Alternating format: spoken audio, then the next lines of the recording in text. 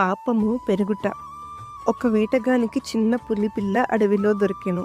ఆశతో ఇంటికి తెచ్చి పెంచుకొనసాగెను. ఆ పులిపిల్ల కుక్కలతోనూ వేటగాని పిల్లలతోనూ చక్కగా నుండెను. కలిసి ఆడుతూ సంతోషంగా నుండెను. కొన్ని సంవత్సరములు గడిచిన పిమ్మట పెరిగి పెద్దదాయెను. ఒకరోజు ఇంటి బయట ఆడుతున్న వేటగాని కుమారునికి దెబ్బ తగిలి రక్తము కారెను.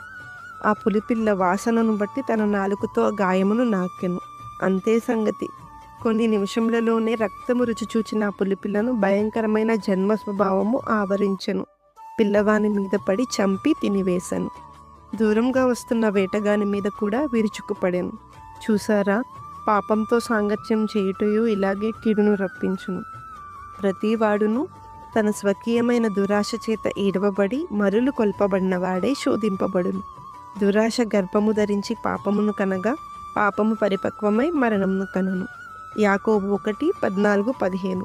పాపము వలన వచ్చు జీతము మరణము. అతిక్రమములను దాచిపెట్టువాడు వర్ధిల్లడు. వాటిని ఒప్పుకొని విడిచిపెట్టువాడు కనికరం పొందును.